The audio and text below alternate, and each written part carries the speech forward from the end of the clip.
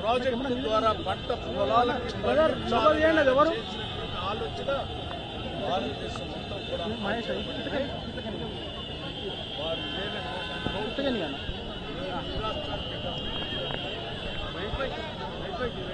వారికి వ్యవసాయం అంటే అత్యంత ప్రీతిపాత్రమైనది.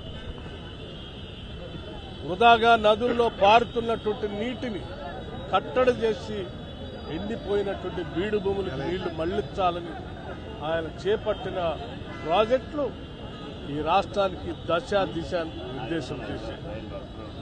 వ్యవసాయం మీద వారికి ఉన్నటువంటి అత్యంత మక్కువని దృష్టిలో పెట్టుకుని ఈ దేశంలో ముఖ్యంగా ఈ రాష్ట్రంలో ఉన్న రైతాంగ సోదరులు బాగుపడాలని, వ్యవసాయం మీద ఆధారపడి ఉన్నటువంటి శ్రామికులు కూడా, వ్యవసాయ కూలీలు కూడా ఎదగాలని ఆయన పెద్ద ఎత్తున ఆలోచన చేశారు. కాబట్టి వారి గుర్తుగా ఈరోజు రాష్ట్రంలోనే కాదు దేశవ్యాప్తంగా కూడా వారిని స్మరించుకుంటున్నారు.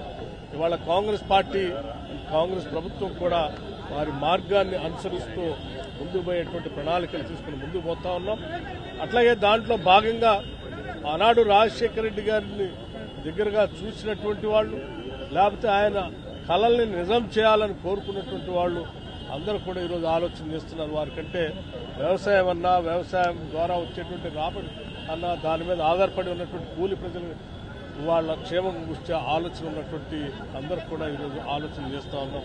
వారి గుర్తుగా ఈ రాష్ట్రంలో ప్రోగ్రెసివ్ ఫార్మింగ్ చేసేటువంటి రైతులందరినీ కూడా గుర్తించి వాళ్ళకి ప్రోత్సహించడం కోసం కొన్ని కార్యక్రమాలని రాజశేఖర రెడ్డి గారి పేరు మీద ఒక ఫౌండేషన్ పెట్టి ఒక కార్యక్రమాలు చేయాలనేటువంటి ఆలోచన కూడా చేస్తా ఉన్నాం. తప్పనిసరిగా వారి నెక్స్ట్ వర్ధంతి కల్లా ఒక కార్యక్రమాన్ని రూపకల్పన చేసి కార్యాచరణ ప్రణాళికను తయారు చేసుకుని వర్ధంతి కల్లా ఈ వ్యవసాయ రంగంలో నిష్ణాతులుగా ఉన్నటువంటి వాళ్ళని, వ్యవసాయ రంగం మీద రీసెర్చ్ చేస్తున్నటువంటి వాళ్ళని, వ్యవసాయ రంగం ద్వారా ఈ ప్రాంత అభివృద్ధి కోసం దోహదపడుతున్నటువంటి వాళ్ళందరినీ కూడా పరిశీలన చేసి, స్టడీ చేసి వారి పేరు మీద కొన్ని అవార్డులు కూడా ఇవ్వాలనేటువంటి ఆలోచన చేస్తా ఉన్నాం.